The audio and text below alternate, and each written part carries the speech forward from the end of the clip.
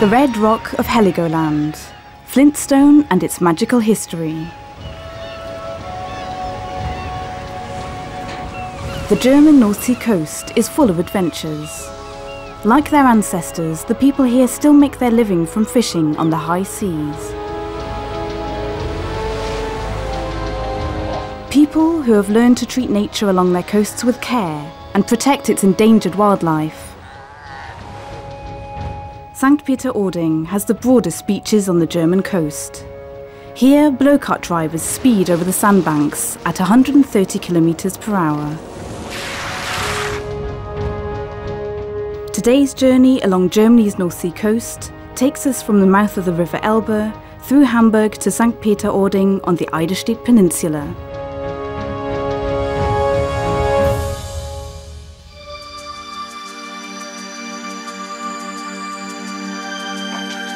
The Elbe, just outside Hamburg, Germany's third largest river.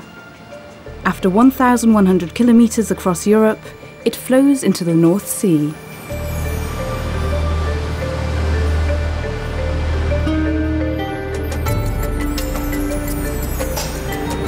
From the north, another waterway leads to the sea, the Kiel Canal. Like a blue ribbon, it crosses northern Germany and connects the North Sea to the Baltic Sea.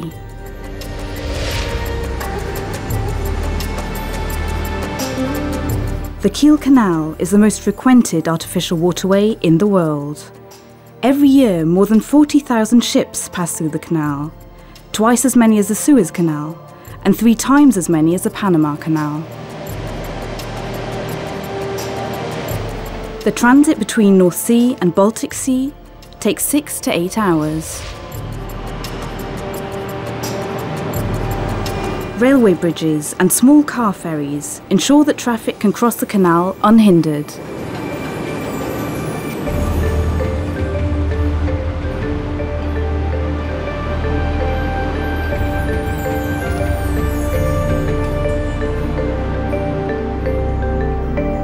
At the lock in Brunsbüttel, the canal flows into the Elbe and opens up the passage across the North Sea, the ship's gateway to the world. A bottleneck, as the ships have to wait for the lock gates to open, which usually takes 45 minutes. An average of 120 ships travels through the canal each day. When they enter the lock basin, the ships are moored. One of the people responsible here is Kai Keinbrink. You're outside, see different people from all over the world, and work together with the colleagues. Teamwork is very important here. The gate closes right behind the ship. With their length of up to 270 meters, the giant ships are secured with heavy ropes, as thick as arms.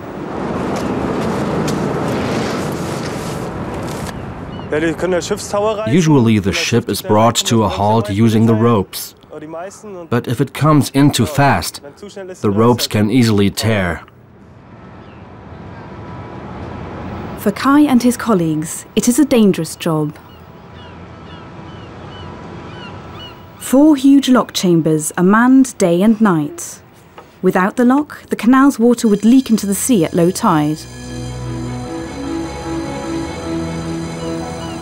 Finally, the lock gate opens again, and the ship continues its journey to the sea after the slow 100 kilometers through the canal.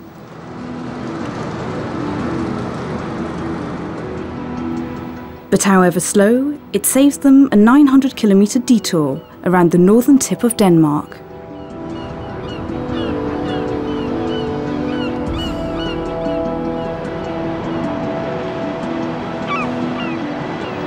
Once out of the canal, it's not far to the mouth of the Elbe, where the ships reach the open sea.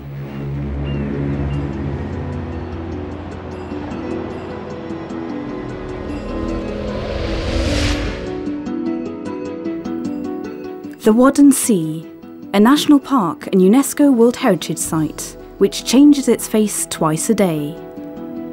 The water flooding it at high tide retreats almost completely during low tide. The island of Trischen looks like a sickle in the sea. As a resting and breeding ground for seabirds, it is off limits for humans. With one exception. All by herself, biologist Janina Spalke lives in her hut on stilts. She is here to study the birds.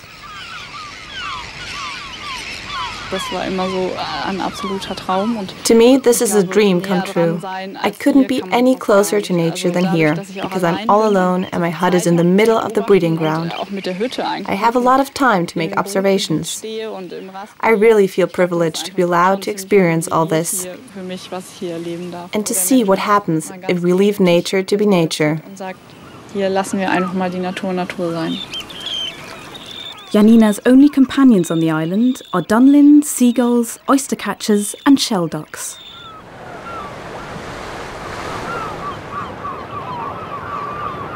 Every 2 weeks, I have to count the birds that are on the island. From springtime to summer, I register all the birds that actually breed here. This data is collected all over the Wadden Sea. We also work together with scientists in Denmark and the Netherlands. We want to know how the populations of the different birds are developing.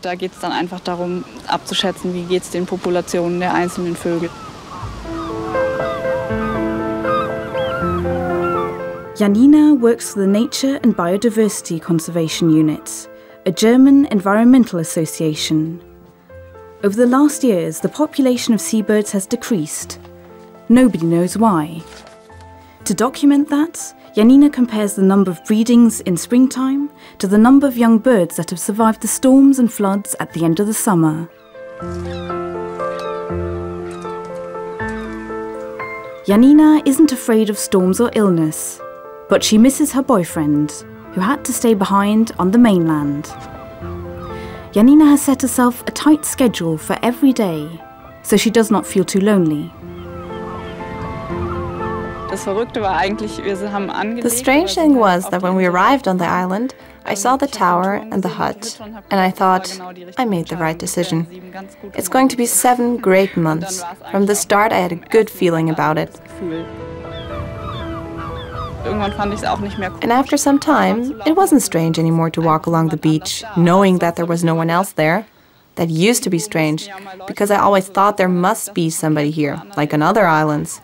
But then I started really enjoying it. It became my personal island for the summer. It was great. Janina's only contact to the rest of the world is the supply boat. It comes once a week.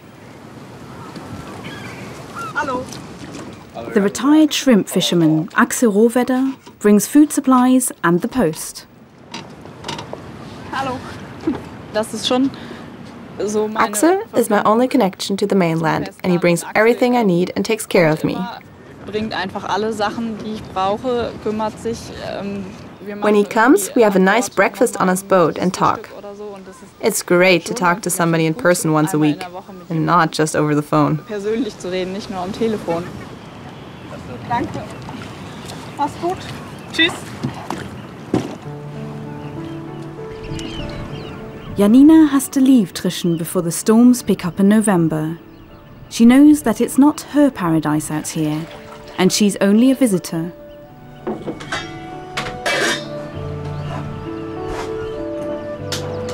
Here in the national park, we have the opportunity to let nature be nature. We have the chance to preserve an area where humans do not intervene and only observe what happens if you leave nature to its own devices. Here on Trischen, this is easy to do, unlike on the rest of the coast.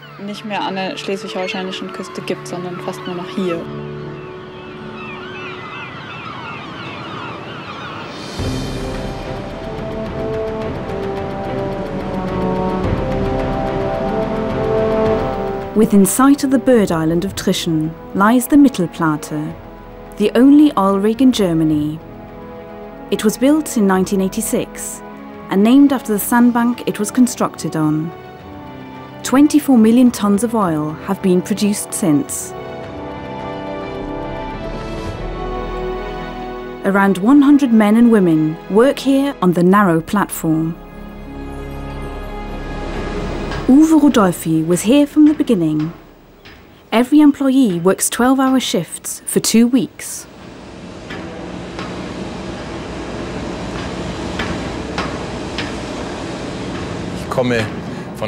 I come from the Baltic coast. There were 2 platforms in the Baltic Sea, and the land station was in my hometown. So I applied for a job there and was taken on. I spent 3 years at the station, and then this rig was built, and I came here. At the beginning, it was like an adventure, but after a while, you don't think about that anymore, and you just do your job. Da denkt man gar nicht an andere Sachen, sondern man macht seinen Job. Underneath the sandbank, there are still 30 million tonnes of oil that will be extracted over the next years. The platform generates 3% of oil demand in Germany.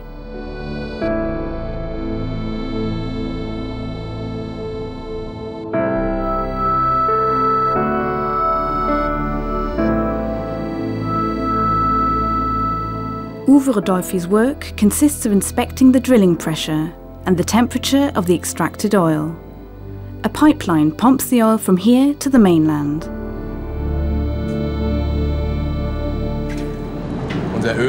Our oil is very warm. It comes from a depth of 2,000 meters. When it reaches the surface, it has a temperature of between 55 and 70 degrees. The oil from the Mittelplate is very heavy, with a high share of paraffin.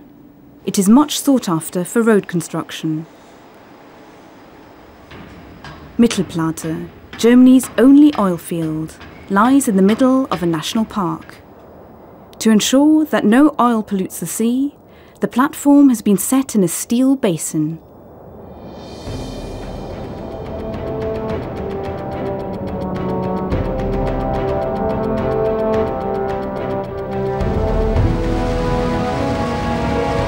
The Halunda jet, on its way to Heligoland.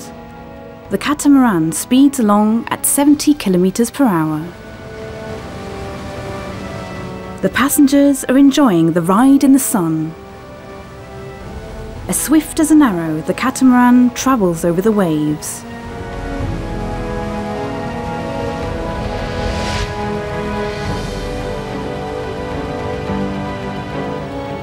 Heligoland is Germany's only open sea island, about 50 kilometers off the mainland.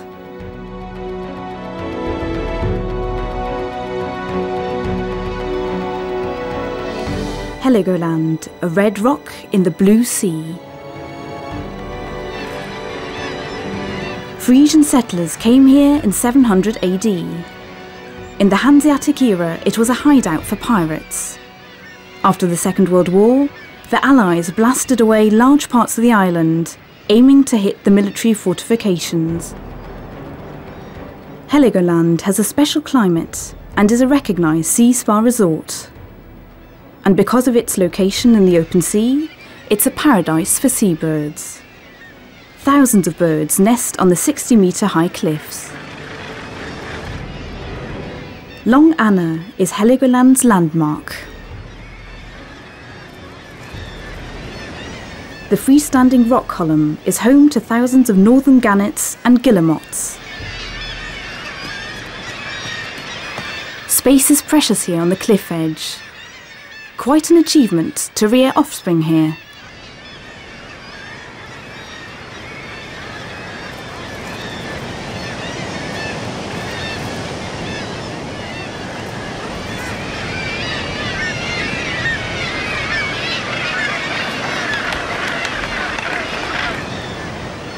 It took the magma from the Earth's core more than 200 million years until Heligoland emerged. Here it left something unique: the red flint.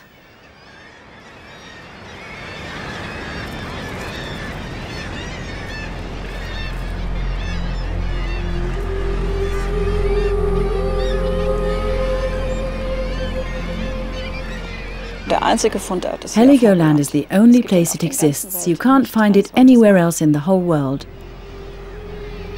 It's totally unique.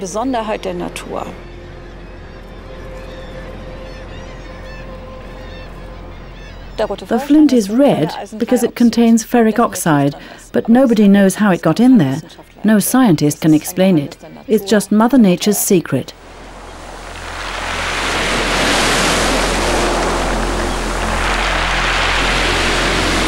In the Stone Age, Heligoland was part of the European mainland. The nomads of the North Sea tribes went to great lengths to retrieve the magical red stone for their amulets and special hunting weapons. As a treasure, it was traded far into the south. The Norwegian-born Inger Ludwig came to Heligoland 40 years ago and discovered the so-called red diamond for herself. The stone speaks to me and I find it, or the stone finds me most of the time. You can never tell if and where you'll find one. There are a lot of stones, but red flint is really rare. Mostly I have an inspiration where it could be, and I go there and find it. Then I say to myself, Inge, where there's one, there are bound to be more. And then I scour the area for more, and I find a second or a third one.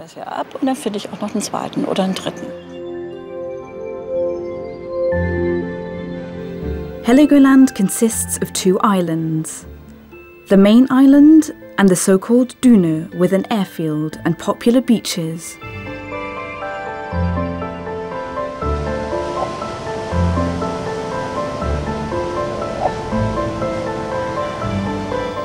The visitors have to share the beach with common and grey seals that spend their days lying in the sun. They're not shy around here. It's possible to approach them up to 20 metres. Only here, Inger Ludwig finds the red stones. Over millions of years, the sea has released them from the ground and shaped them into rounded forms. Only a good look inside the stone can reveal if she has found the real thing.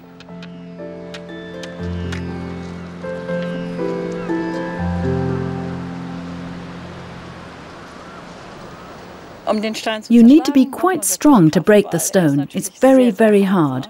A diamond has a degree of hardness of 10, and flint has 7.6. Almost nothing is harder.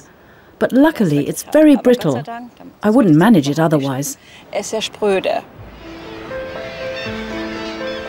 Inger Ludwig is convinced that the red diamonds are magical.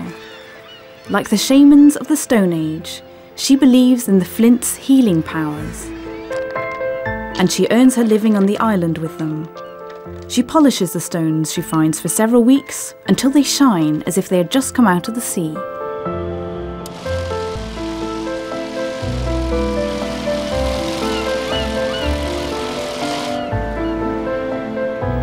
She sells the flint stones as lucky charms to the island's visitors.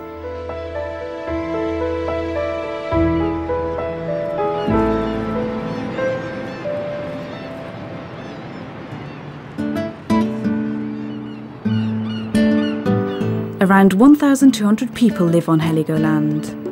Most people work in tourism. There are 2,000 beds on the island. Heligoland's reputation as the Schnapps Island also attracts a lot of day trippers. Small boats bring them here from the ferries that are moored in the deeper water off the island.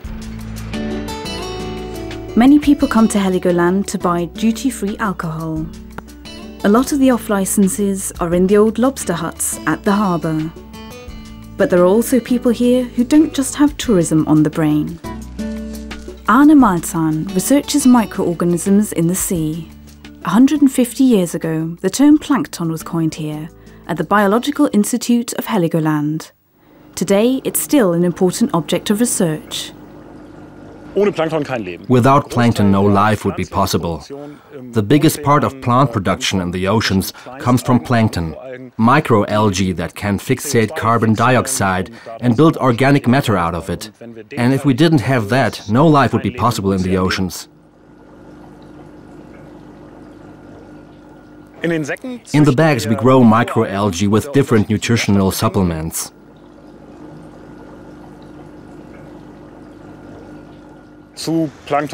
The majority of planktic organisms are smaller than 1 millimeter. But still, this is the biggest part of the biomass available in the sea.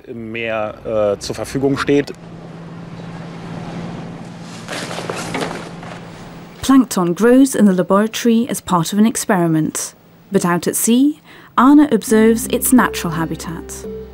He came to Heligoland 8 years ago to explore the complex food chain around the Red Rock. Every day he goes out to collect fresh plankton. Heligoland is ideal for marine research. The rock juts out far into the sea, and the base of the island is much broader than the tip above water. It's a unique habitat for algae and jellyfish, but also for seals and for the famous Heligoland lobster. Plankton is the primordial soup for all these creatures.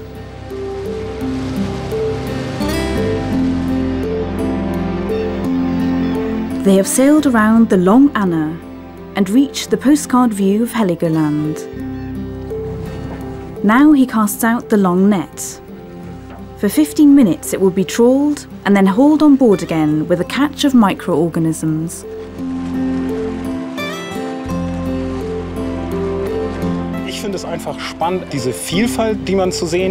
The diversity you can find here is amazing. Over the year the environment changes a lot.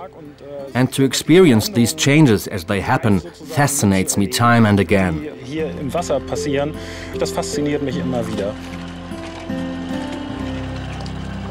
There has been research on zoological plankton for more than 30 years now. And of course you can compare the different years and identify trends. The North Sea's ecosystem is in flux. The species of microorganisms change because the Earth's climate is changing. Plankton is almost invisible. The organisms that Arne Maltzahn catches in the sea have a size of up to 1 millimeter. The temperature rise that we have measured is accompanied by a shift in the array of species we find here. The small crabs in the plankton are getting smaller and other species are coming here. We find less cryophilic and more thermophilic species.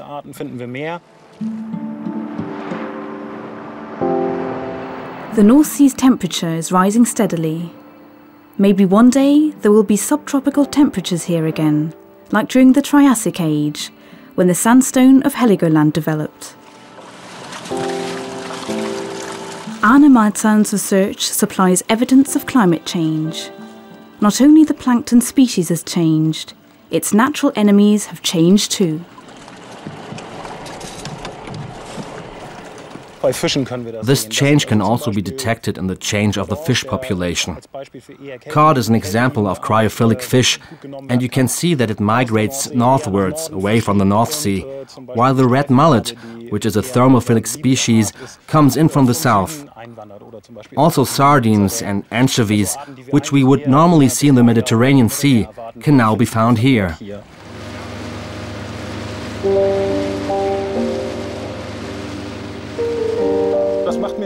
It is slightly scary, because these changes are happening so fast that the organisms don't have time to adapt to the new situation. What usually happened in evolutionary timescales is now happening very, very fast. Despite the dramatic situation, Arne always finds something in Heligoland that reconciles him with reality. Among the caught plankton are tiny organisms which arrive in masses in the summer. They are responsible for the magical glowing seas when they are exposed to mechanical stress. 200 years ago, these animalcules were discovered and described for the first time here in Heligoland.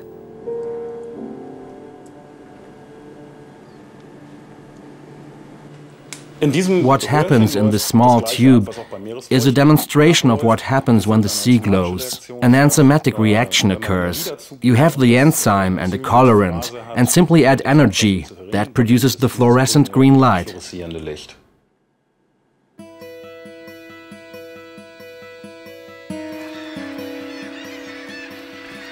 Sailing through the glowing sea in the evening certainly makes the world feel like a better place. And if you're feeling down, you know that everything's going to be all right. And even if it's only for a second, it feels good. Heligoland, a lonely rock in the glowing sea.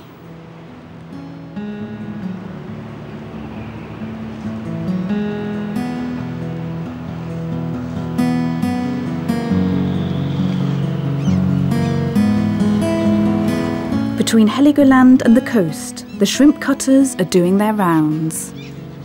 Often followed by a cloud of shrieking seagulls, the sign of a good haul.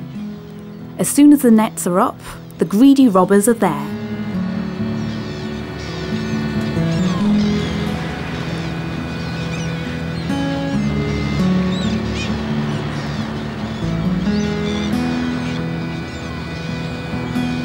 The object of their desire are the delicious North Sea shrimps, a delicacy which in this quality only exists in the North Frisian Wadden Sea.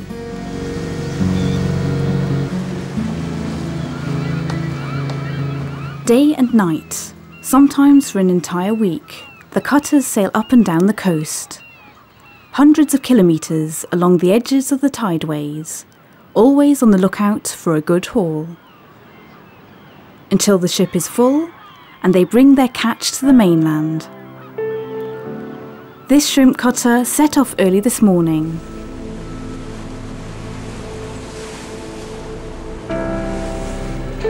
Just after sunrise, the 2 trawl nets at the side of the boat are released for the day's first catch. At full speed, skipper Cultivates plunges the nets into the water. The nets can reach a depth of 20 metres, but nobody knows if there are shrimps in the water below.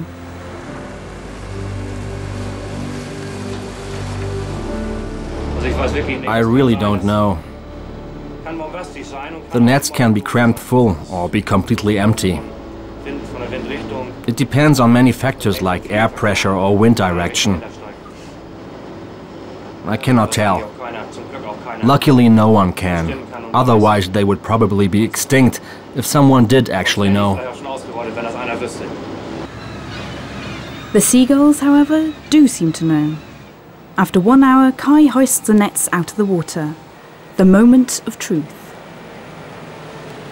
Now it will show if the skipper had the right instinct in choosing his course. Deckhand Christoph has his position in the bow, where the shrimps arrive. No matter the weather, he's always outside. The net is full to the brim, but mostly crayfish and sea stars, unwanted bycatch. Only a few shrimps are among them.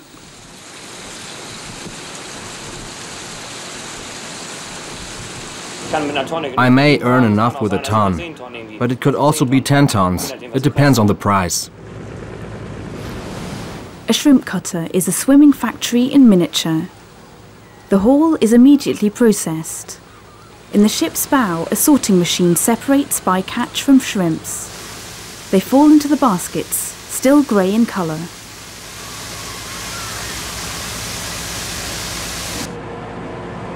Cultivates is relieved. It has been a good haul after all. The bycatch is thrown overboard. For the seagulls, the reward for the long wait.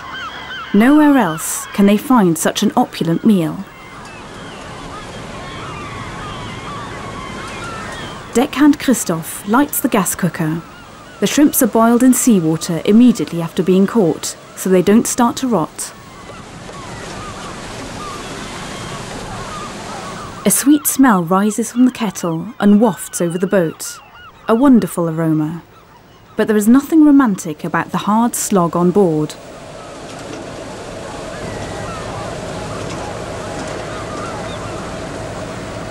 After 15 minutes they are cooked. Fresh North Sea shrimps. Now they have their typical red colour. A coveted treat from the Wadden Sea. Hard-earned and hand-picked.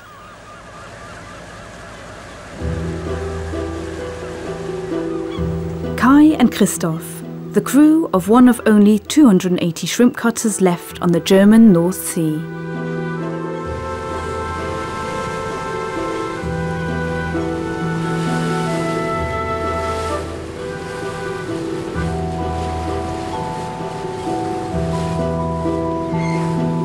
From August to November, the two men practically live at sea. This is the main fishing season for North Sea shrimp. Connoisseurs appreciate them. They're one of the best culinary treats the North Sea has to offer.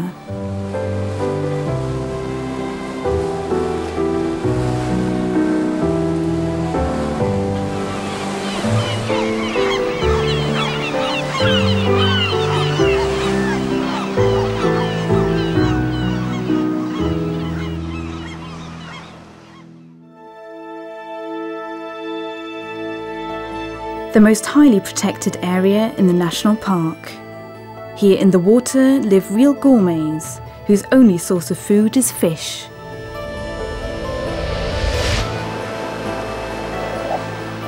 Hundreds of them lie in colonies on the sandbanks here in the Wadden Sea, where they give birth to and raise their young. In the past, humans have made life difficult for the seals.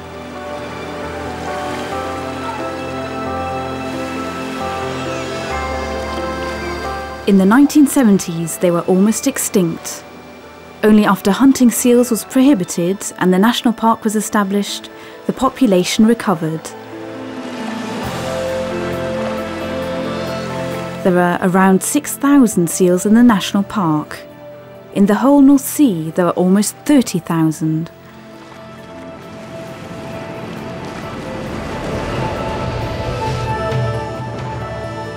The Schleswig-Holstein Wadden Sea National Park has an area of more than 4,000 square kilometres, by far the largest national park in Germany. About 1/3 of the Wadden Sea regularly dries out at low tide. Just in front of the dikes on the mainland, there are long stretches of salt marshes. In 2009, this world between land and sea became a UNESCO World Heritage Site and a popular place for holidaymakers.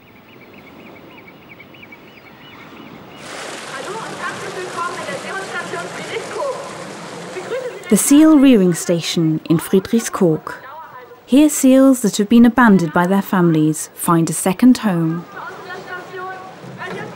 The seal station is known for its show with a group of common and grey seals. These shows help the station earn money for their research.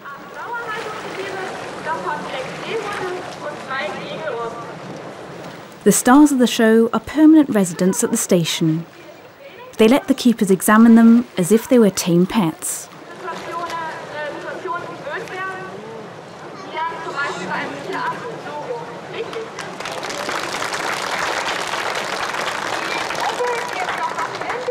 Man darf nicht vergessen, es sind Wildtiere. You should always keep in mind that they are wild animals. One of our goals is to get that across to the visitors that come here. They are not cute pets, but wild and offensive creatures that can bite and regard us as their enemies. In the Wadden Sea, seals don't have natural enemies. They feel harassed by us. Here at the station, we try to teach people how to behave with the animals. This is one of our most important aims.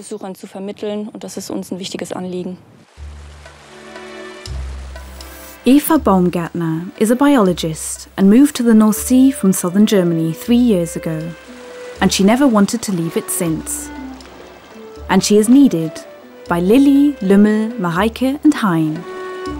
The seals were born in the rearing station and cannot be released into the wild. They've become used to Eva and do not bite her when she examines their teeth. As long-term residents, they get special treatment. If an animal is born in captivity, it is used to humans, and in Germany it's illegal to release such an animal into the wild. Unlike these adorable young animals, which were found in the mudflats. They're only here for a short time. Every year, 50 to 80 seal pups are found abandoned on the coasts and are brought to the station. Their howling doesn't mean that they are complaining. Heulen tun alle Jungtiere der Seehunde. All seal pups howl. It is a normal contact sound the pup makes to call its mother. For example, if it's hungry. Zum Beispiel Hunger hat, wenn es nach der Mutter ruft. Und these pups are youngsters that were separated from their mother in the first weeks, when the young still depend on their mother, as they still drink their mother's milk. angewiesen ist, in der es noch Muttermilch trinkt. The seal station has a separate enclosure for the seal pups. Here they are fed until they can be released into the wild again in autumn. Only the keepers are allowed to enter here. The seal pups are not supposed to get too close to humans, but remain as wild as possible. For several weeks, Eva is keeper and surrogate mother to the little ones, who can be quite lively and like to bite. They are regularly examined for parasites.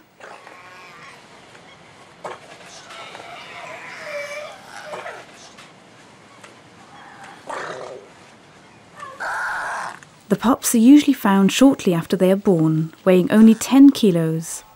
As soon as they hit 25 kilos, it's time to say goodbye. 8 pups are about to be set free. I've noted Ginger and Maxi. Who's leaving today and who on Saturday? Inge on Saturday. She still needs a bit, although she already has the weight. Kleiner Onkel was the heaviest. He's over 30 kilos.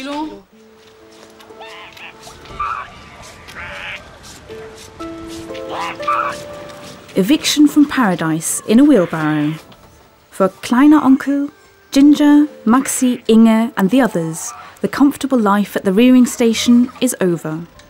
From now on, they have to get along by themselves. The ship is already waiting in the harbour to return them to the wild. Man bedauert es nicht, dass die Tiere gehen. I'm not sad to see the animals leave. It is a good feeling. We have reared the animals for 2 or 3 months, and now they are fat and healthy enough to leave us. That is our goal, and I'm proud of every animal I can return to the wild. Around 2,000 seals are born in the Wadden Sea every year. Almost 600 of them don't survive the first year. This is normal among wild animals. The 50 seals reared at the seal station are not vital for the species' repopulation.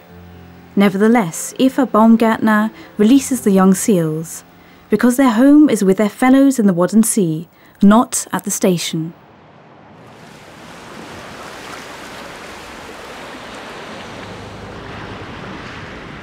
I'm not sad when they are released. It's a great feeling, because you know that the animals are going back to their home. They belong there, not in captivity. It's a good feeling to help them.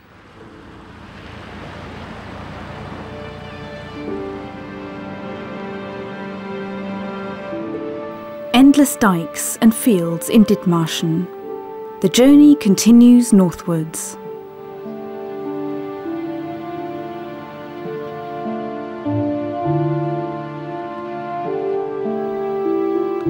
Inland, just beyond the coast, farming villages nestle close together. Storks nest on the roofs and on specially built piles.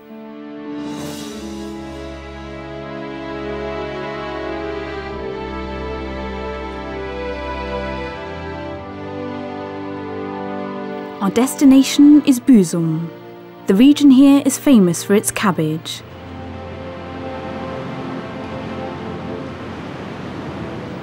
Rich farmland as far as the eye can see, ideal for growing vegetables.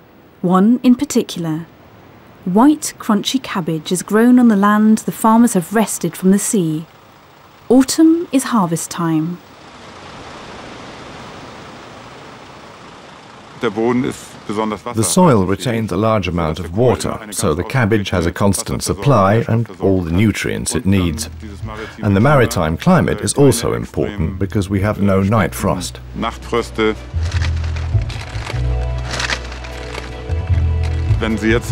When you're out in the fields cutting cabbage, you hear it crack and crunch, and that really gives you an appetite.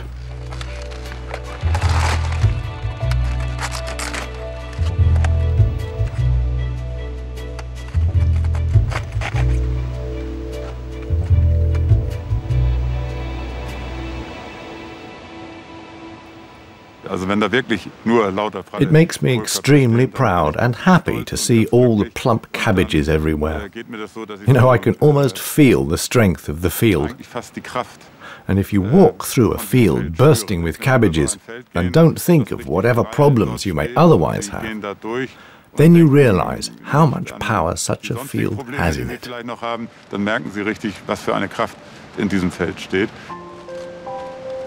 Rainer Carstens has one of the largest cabbage farms in Dithmarschen. He owns 600 hectares of farmland. From an early age in his life, he decided to continue the family tradition and become a farmer. At the age of 20, he had his first farm and many ideas what to do with it. The harvester, with its automatic tractor and assembly belt, is an invention from Dithmarschen. It's very efficient on the flat cabbage fields. 80 million cabbage heads are harvested every year. Most of the harvest hands come from Poland for the harvest season, from September to October.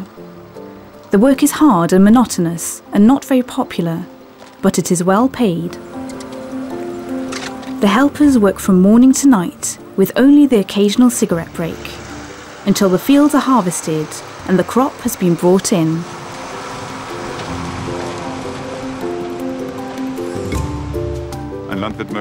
When you're a farmer, you want to grow food and sell it proudly. And when we see our products in a shop, we want to be able to say, we grew this, and you can eat it and enjoy it.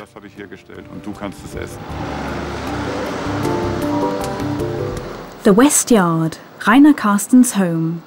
He switched to organic farming even before it became a trend. The nuclear disaster of 1986 in Chernobyl made him think and triggered his decision.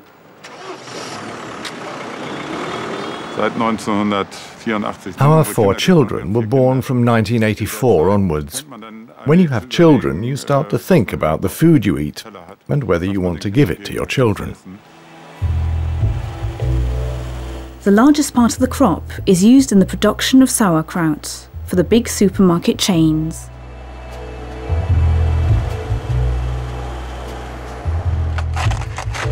Except for this particular treat, the extra tender cabbage variety is Rainer's own breeding. His own favourite, especially with butter sauce and dike lamb fillet.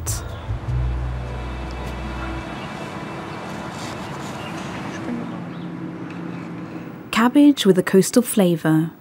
Tomorrow the harvest continues.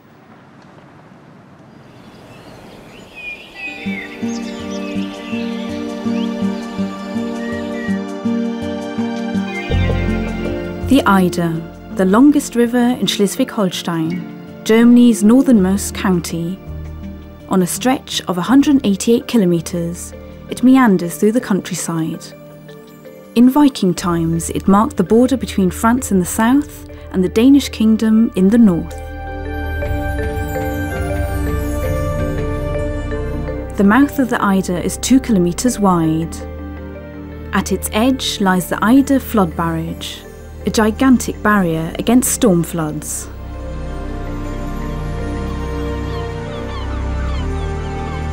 Visitors can walk on the gallery between the enormous gates.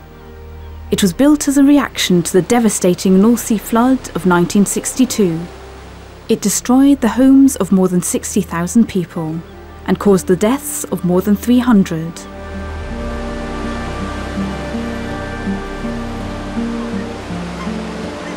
Günther Andresen is one of the people in charge of operating the barrage around the clock. When the water rushes in, he lowers the gigantic gates.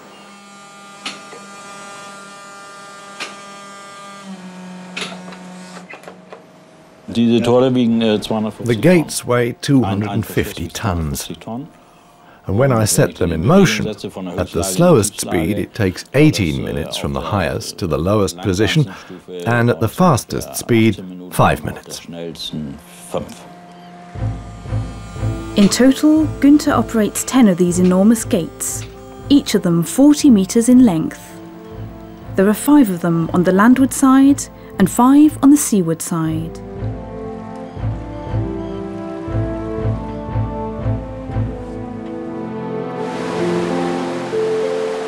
The lowering of the gates on the seaward side stirs up the waters in the basin. The gates are never closed except during storm floods, so the water can always flow in and out of the barrage during normal tides.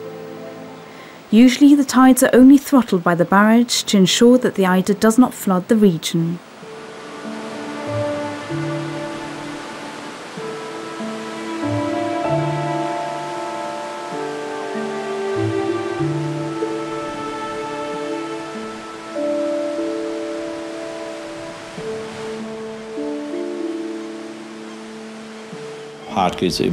During storm floods, it can really get rough here on the coast.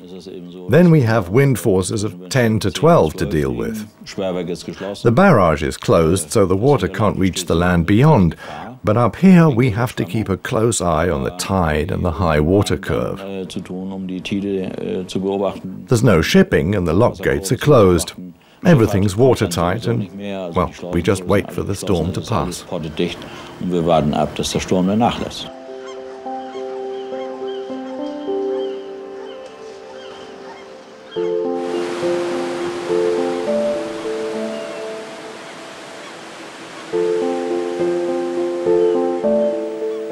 The journey continues to the north, to the Eiderstedt Peninsula. Our destination is the seaside resort of Sankt Peter-Ording, the last stop on today's journey.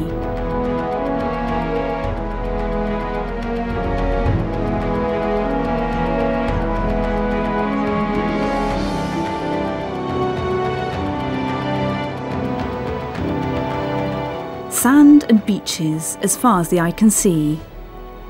12 kilometres long and up to 2 kilometres wide.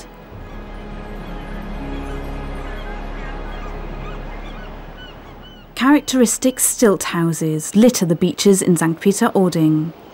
They serve as changing rooms, restaurants or surfing stations.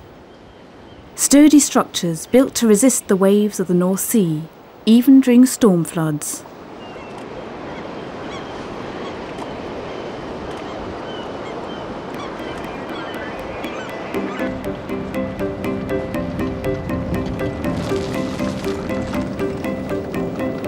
This is blokart territory.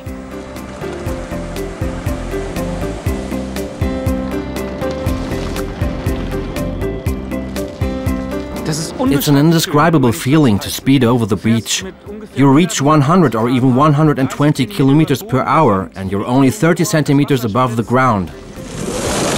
Sand and water is splashing everywhere. There is no noise apart from the wheels turning in the sand. It's just fantastic. Marco de Pizzol is on the German national blokart team. He loves tackling the sandbank here at home. A broad beach and hard sand, ideal conditions for sailing on wheels, a sport already practiced in Europe in the 16th century.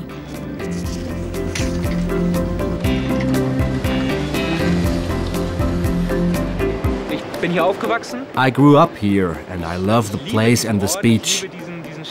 Even as a small boy, I always came here. I spent my holidays playing in the sand. And later, when I was a little bit older, I set up my sand yacht and sailed all day long. Sankt Peter-Ording beach is constantly on the move due to the currents of the sea. At low tide, new holes and waterways appear. New challenges for Marco's sailing skills. In summer, he practices every day on his home track. Blokart racing is an expensive sport. A carbon-made cart can easily cost €15,000. Marco is lucky that his girlfriend shares his passion for sailing on land. As a kindergarten teacher, she finishes work early and helps him set up the cart. Together, it takes them only 30 minutes to prepare the vehicle. They're a good team. But Susanne leaves the sailing to Marco. She thinks it's too dangerous.